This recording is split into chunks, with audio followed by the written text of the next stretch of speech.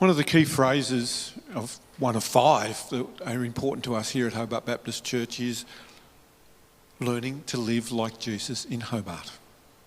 It's a very biblical concept, learning to live like Jesus in Hobart. In the Latin, it's imitio Christi, that is the imitation of Christ. Thomas à Kempis wrote a book, some of you may have read it, back in the 1400s. John Wesley built upon it quite a lot. How do you learn to live like Jesus? And more recently, you've probably heard it with the WWJD. Does anyone remember what WWJD stands for? What would Jesus do? Now, people have used it a bit crassly and all the rest of it, and you've got to make allowances for the changes from one culture to the next. But it's a good rule of thumb for us to think about. What would Jesus do? What would Jesus do in a situation like mine or a situation like yours when we find ourselves in different places? This is the final in the series, as I said before, the main game. And as David prayed, it's about our lives, our 24/7 life. And we've talked a bit about how Sundays are not, and gathering together like this, while absolutely critical and absolutely important, they're actually not the main game. They're more like a timeout in basketball, or the time when the coach gets you together to do a pep talk in the middle of whether you're playing cricket or you're playing football, whatever it might be. So what it means here at Hobart Baptist Church, we're not trying to be a big church. We're trying to help us to be effective followers of Jesus in our lives. What happens day to day in our living. And I think Paul's got something like that in mind in 2 Timothy when he writes to Timothy. Paul writing to Timothy, hence it's called Timothy.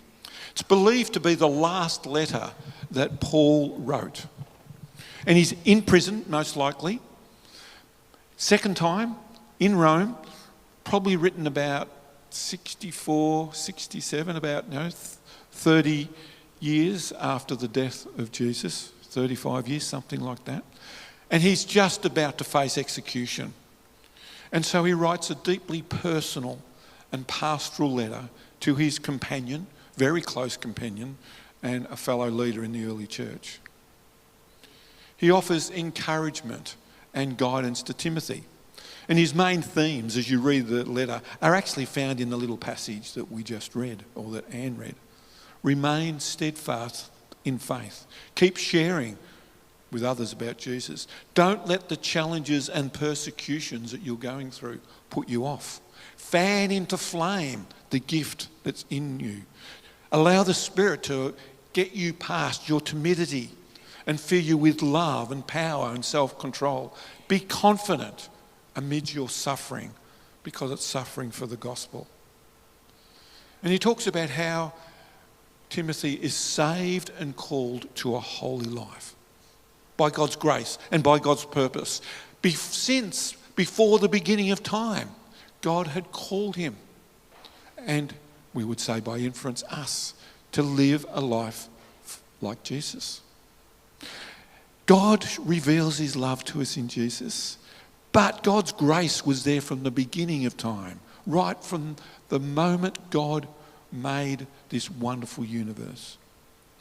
And Jesus came and destroyed death and brought immortality. That's how Paul describes it, so that we might now live for God.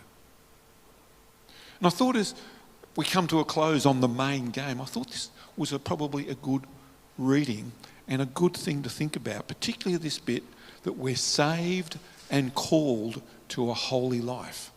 Saved and called to a holy life. Holy, it's a 4-letter word, and some people in our society might think about it like that. When was the last time you heard someone use the word holy in a sentence? Doesn't happen very often in our days.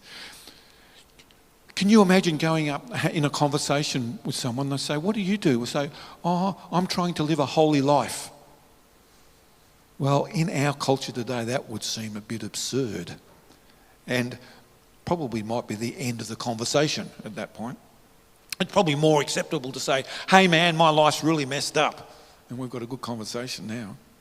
Saying that we're holy could easily even sound like hypocrisy. Who are you to think that you would want to live a holy life? Do you think you're holier than thou? And in fact, in many places in our society today, the word Christian and the word hypocrisy go hand in hand. Too many Christians have used the idea of holy to be the way of condemning other people for whatever reasons.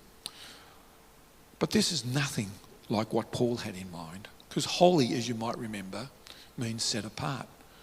Jenny and I, some of you might know, we're moving in about 10 days to another house. We've sold our house and moving into a new one. And so Jenny's going through a whole lot of stuff and setting them apart. Some stuff's going to the rubbish tip and some stuff is going with us. And holy means just being set apart. Do you have a chopping board you just reserve for meat that's not yet cooked? A lot of people do. Well, you've got a holy cutting board. That's what the word means. Holy, just set apart. Something different. And not to be above everyone else, not to be better, just being set apart for special services. And I think this is what Paul has in mind, that we're set apart to be holy. And as you read the Old Testament, as God calls his people to be holy, it's like it's a power dynamic. It's not a wowzer thing. It's not we're better than you sort of thing. It's actually a dynamic where a group of people can live a certain way that actually it starts to change their lives and the lives of people around them. As Paul describes it here, he says, a life of love, power and self-control. I don't know whether you've ever thought of holiness, of being full of love and of being full of power and being full of self-control. Paul certainly did. In Galatians, he talks about it, the fruit of the Spirit. Love, joy, peace, patience, kindness, goodness, gentleness, and self-control. That's holiness. They are holiness. It seems to me that it's so easy as Christians sometimes to talk the talk but not walk the walk. That we actually don't go flat out to be full of love and joy and peace and patience. Well, maybe you do. Maybe you're a hero, that your life is saying, God, I just want to live like this. I want to be a person full of love, full of joy, full of peace, full of patience, full of kindness, full of generosity, full of faithfulness, full of gentleness, and full of self-control. Sometimes I think as Jesus followers, we are more intent on worshipping him than following him. Do you know, Jesus never called any of his disciples to worship him. He certainly allowed them to bow down in front of him and honour him. He accepted the honour, but he never called them to worship him. He called them to follow him, to emulate his life, to listen to his teachings, to live the way in which he's called to live. Now, I'm not saying we shouldn't worship. I'm not saying that. I'm just saying we need to get the emphasis right if we're going to walk the walk. Now, Jesus said it this way, take my yoke on you. Learn from me. Learn from me. He was talking about how do we live our lives. And when I first put my hand up and thought that I would work in the life of the church, I got two pieces of advice that I found really, really helpful. And as I was preparing this, I reflected on it. The first one was, a friend of mine was thinking about how in Greek plays, people put on a mask. And that's the first time that the plays began. And when you put on that mask, you became that person. And so the idea of playing a role was developed. This person said to me, Stephen, don't play the role of pastor. Don't put a mask on and pretend to be a pastor. Don't play the role, but be Stephen, who does the task of pastoring. Can you see the difference? It's a really important difference. It forced me to search out God's will for my life and my plans, not look at other pastors and try to copy them, but for me to be Stephen. I didn't want to follow the script of the church or of society or the community or the workplace to play the role of pastor. No. I learned what it was to be a pastor by being Stephen. Life, can I suggest to you, is not a role you play. Life is a mystery you experience and explore. It's not what you play. That was the first bit of advice. The second bit of advice was, Stephen, be the same person on Monday that you were at church on Sunday. Really important for my family. Really important. It forced me to be aware of myself, about my actions, about my attitudes, and work at being consistently Stephen from one moment to the next. Look, I failed often. I've got a very gracious wife and gracious kids, and I'm keeping on working on it, but I think it's really helpful because it helped me to keep my focus on my life and to follow Jesus as Stephen. Not to play a role, and to be consistent in it all. I think it helped me to follow Paul's reminder to Timothy that God has saved us and called us to a holy life. That's what a holy life is. Learning to live like Jesus. It's about lifestyle. It's not just for Sundays or when I'm with my family, or I change from being one person in this scenario to another person in this place.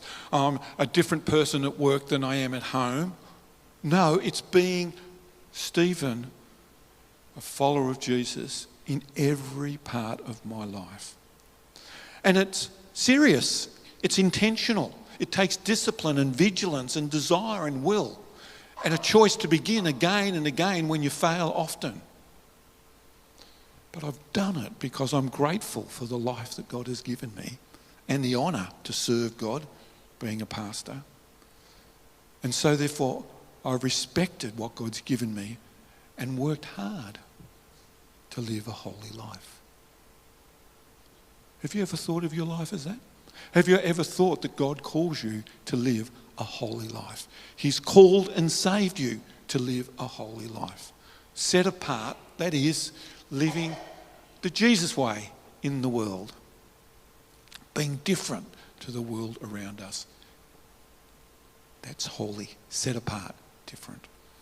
I love the way, and we talk about it often, I've talked about it often here, Eugene Peterson writes in the message about Romans 12, where he says this: take your everyday, ordinary life, your sleeping, eating, going to work and walking around life, and place it before God as an offering.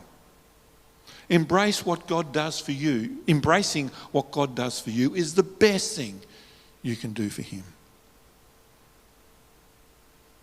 Just means that every moment of our lives is on focus. Nothing is ignored. Nothing is bypassed. The good, the bad, the ups and downs. In fact, Paul says to Timothy, join with me in suffering for the gospel by the power of God. Actually, throughout his letters, Paul often returns to the theme of suffering in following Jesus. It's part of the journey. It is the way he would say that we participate in the mystery of Christ and so become more like Jesus. Ultimately, it is the transforming force that changes us for the better if we allow it, or the worse if we allow it to get us bitter and all the rest of it. But the difficulties, the uncomfortableness, and what Paul calls the suffering is the way we grow and develop into being the person that lives like Jesus. It's where the perseverance, it's where the character, it's where the hope comes from. Now, we live in a world that tries to avoid all the discomforts as much as we can. And I'm all for warm water in the shower in the morning. I'm all for having a heat pump where I can press a button and I'm either cool or warm depending on the weather. Don't get me wrong, I'm all for that. But I don't know about you, but my life has had its dark moments. Moments where I wondered where God was in it all. And as I look back now, I realise as I've hung in there with God, they're the moments that I've grown the most, not the least. Yes, at life, at times life hurts, really, really hurts. It has and it will. But I've learnt, as I'm sure you've learnt, that God is with me just as much in those times as the times when it's going well. In fact, I tend to feel closer to God when things are a bit tough because I'm yelling out for help than when things are going well. What does that mean? It means that we don't need to pretend or put on a brave face. When our bodies are failing, when relationships are breaking, when meaning and purpose seem to disappear into thin air, when, as we would say in our vernacular, life sucks. We don't need to rush out of that moment or run away from it because God is there. Clinical psychologist James Findlay, a guy who loves the mystics, said it this way: the greatest teacher of God's presence in your life is your life. I'll say that again. The greatest teacher of the presence of God in your life is your life. For some reasons, we seem to find it easier to attend church services like this to feel or sense the closeness of God. But God is no closer in this space than he is any other space during our lives. Yes, it is good to be with other people because they encourage us and remind us of the truth that God is always with us. Now, Jesus lived a life of hope in the midst of great hopelessness. He trusted that God never loses direction, that God knows what's going on. And no matter how bad things seemed, God was with Jesus and he knew God would look after him, even through death on a cross. And that gives us all hope, does it not? No matter what we're going through in our lives, God is with you. Final thing before I wrap up. At the beginning of this passage, Paul says to Timothy, fan into flame the gift of God. Now, we don't know what the gift of what God was. He says it came about because they laid hands on Timothy and prayed for it. It could have been preaching, it could have been teaching, it could have been anything.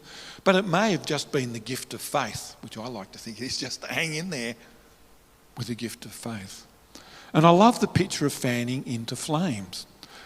When I think of that, I think of my mum, not fanning into flames, but my mum, who grew up on a farm, whenever we went camping, would love to get the fire going without using any matches. It was something she loved to do. And Mum would get down on her hands and knees, even when she was in her 70s, with a bit of bark that she got together and a stick that she would rub together, and then she'd blow, as she got right, and blow it into flame. You know what I'm talking about? As you blow on it, and that little bit of wisp of smoke finally becomes a flame and the fire gets going. We were never as good as Mum, but we all got to do it too. And that's what comes to mind when I think of fanning into flame. No, you probably can use a fan to flame, get coals going into flame. But he's saying to Timothy, you've got a job to do. That bit of faith that you have, that bit of faith that is yours, I'm asking you to fan it into flame. You need to blow into it. You need to blow onto it so that it actually starts to grow, that it becomes something special, that it actually something that is a power in your life that enables you to endure. Your life is your main game. God calls you to be holy. God has saved you. He made you and saved you to live a holy life for him. And let's face it, the world needs more people who live holy lives. Not holy higher than thou, but people who are kind and gentle, people who love, who are slow to anger, people who are willing to listen to the other person without shutting them down, people who are very, very slow to judge others. Boy, the world needs that. And when God asks that of you and me in our normal day-to-day lives. Yes, we come to church to be encouraged and built up, and I trust you do. You are. But the place where God calls you to live following him is your everyday life. That's the place you will meet God. And God wants to empower you not to live it with timidity, but to live it with love and power and self-control.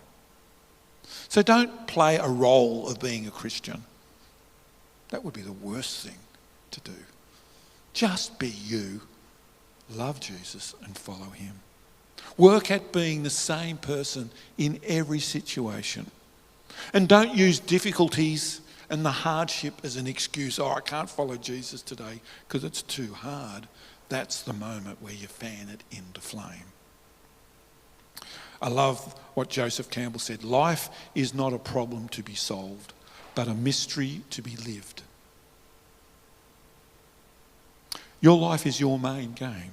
So take your everyday, ordinary life, your sleeping, eating, going to work and walking around life, and place it before God as an offering. And embrace what God is doing for you, because that's the best thing you can do for God. Brothers and sisters, let's fan into flame the gift of faith that God has given us. And let us, in doing that, be the salt and light God asks us to be in our communities, in our families, in our workplaces, and in our homes. Let's pray. Dear God, thank you for our lives. Thank you for my life. Thank you for the things that are going well and for the things that are not going well. For the things that are easy and for the things that are hard. For the things that are light and the things that are heavy. Here in this moment, empower me to honour you in and through it all. Help me to celebrate life and be grateful for everything you provide. Help me to affirm the dignity of who I am as a person, even when it feels like it's been stripped away or violated. Keep me safe and help me to connect with you in the normalness of my life, my eating, sleeping, going to work, walking around life. And help me to remain open to you all the time, to your healing and your newness. We choose to be hopeful for the future because our faith is in you. Amen. Kinsey's going to come up and ask some questions now, I think. Yes, so if you're a visitor, you may be wondering, but yes, he's my husband, and today I get to be the one asking him the questions. So thank you, gentle. Stephen, be gentle. Yep. It's interesting, isn't it? It's an interesting idea. Being yourself in the world is the thing that makes the difference. I've got an interesting one here. What would Jesus have done in respect to the Israel conflict, for example, or perhaps about COVID? What would Jesus do then? Yeah. Well, they're two big questions. We can take one at a time. Let's forget about COVID. What would Jesus do in Israel? Well, no, Jesus didn't like violence, obviously. It's a hard one, isn't it? Because Israel felt incredibly violated by what happened on October 7. And the world is watching on in their retaliation to that. And a lot of people are going, I think that's a bit over the top. And this is the interesting one, isn't it? When Jesus was violated in that way, what did Jesus do? He said, Father, forgive them because they don't know what they're doing. Now, can you do that for a whole nation? I don't know. That's really hard. But I don't think that Jesus would retaliate probably with the immensity of force that Israel has. But I'm not living there, so I can't answer those questions. And I think anyone that tries to understand it from this distance right round the other side of the world, I think we need to go there and live in the middle of it to really find out what it was like. It was the point, though, that Jesus was forgiving a whole nation when he said that. They killed him, that's right. So, yes. Yes, but the thing is that Hamas is saying they want to obliterate Israel. So do Israel let them do that? Yeah. That's... And they live by a different order of an eye for an eye and tooth for a tooth, don't they? So yes, but the question was about what Jesus did. And he what said, would Jesus do? Yes, that's what right. would Jesus do? And he said, turn the other cheek. So the person who asked that question suggested Psalm 118:8 is a good one to think about. It's better to take refuge in the Lord than to trust in humans. So yep. It's a hard one, isn't it? Yep. Yeah, it's a very hard one. Yep. Okay, so we often talk about playing a role, whether that's taking a part in a worship band or doing morning tea or at work. Is that something that you're saying that we should never use, that term, that phraseology, that I'm not saying you should never use it. I try very, very hard, never use the word role to describe what I'm doing. For me, that's really helpful to help me get my brain around it. But to actually ban the word role in Hobart Baptist Church, well, that would be just as bad. That's the very thing the Pharisees were doing that Jesus got cross about. So all I'm doing is alerting you to the importance of asking yourself a question: am I just doing a role and playing the game, or am I actually living as me? That's so it's really, you've got to make that decision, but I try not to use the word role. Yeah. But I'm not a policeman either. Okay. And also, don't forget we've got people listening online. So if you're watching online, you could also ask a question, by all means. So someone said, I don't feel as if just being me is quite enough. Yep. How do you mean? And how does that actually work? Yeah, it's a good question. I think a lot of us feel like that we're not quite enough. I talked a little bit about that more than a month ago when I said the thing that, ask the question, what is the story we tell ourselves about ourselves? And one of those stories that we tell ourselves is that I'm not enough, or I'm not good enough, or I'm too small, or whatever. And if we take a step back and listen to ourselves, tell ourselves that story, then we're actually saying to God, God, you made a mistake in making me. Because if God says I'm enough, and God made me, and God loves me, when I actually say to myself, God, I'm not good enough, I'm not big enough, I'm not strong enough, I'm not smart enough, whatever the enough is, then I'm actually saying to God, you've done a bad job here. So I think part of the discipline of this is saying, okay, God, you say you love me, you say I'm important, so part of my job is to respect your story, that what you say about me. Now, I was reading a story yesterday about a man who's 80 years old, I think, but has lived something like 60 of those years in an iron lung. Okay? So if you know what an iron lung, that's helping that person breathe. So he's lying down and he's lived in that for decades. Now, he could say, I'm useless, or I'm a person who's still got a life to live that's important. It's your choice. What Jesus does is come and say, no, actually you are important, you are special, I'm willing to die for you. So don't tell yourself that story, that I'm little and small or not enough or whatever. Tell yourself the story that God has for you, that you're someone made in the image of God. You're very special to God. You are unique. There's only one of you, and God likes that. So part of the journey is telling ourselves God's story. What does God say about me, Stephen? And telling myself that story.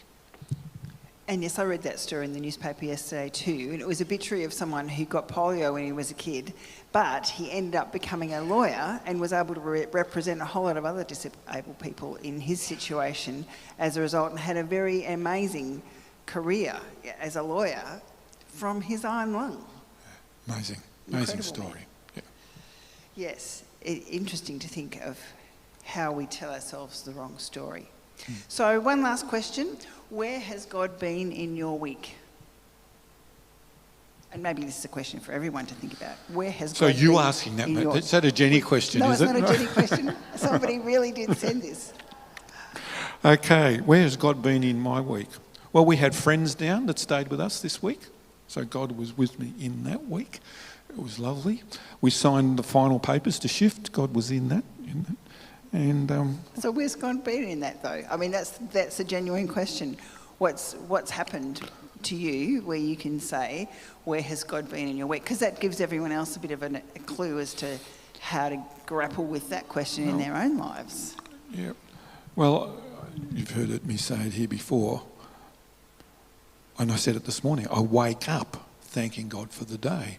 For me, the fact that today is a day that it's here, and this body is still breathing, still thinking, the heart's still pumping, is evidence that, that God, for me, that's the beginning of the evidence that God is with me. Where did the life come from? That my heart pumps without me thinking about it, that my lungs breathe without me worrying about it. Where did all that come from? I honour that. And so for me, that means that even the moment, if I do nothing in the day, the fact that I exist, I begin there. God is God. Then I just have to get up and see my beautiful wife. There you go. You look out this morning in Blackman's Bay where we were, where I sat quietly this morning when I got up, I could hear the waves crashing in at Sandy Bay Beach. Blackman's Bay Beach, sorry. Blackman's Bay Beach. And that's evidence of God holding stuff together. So I think, just encouraging everyone just to break it down to very simple things. As at the quote that I said from James Findlay, the best evidence or the best place to start of the presence of God in your life is your life. It's there if we've got eyes to see it.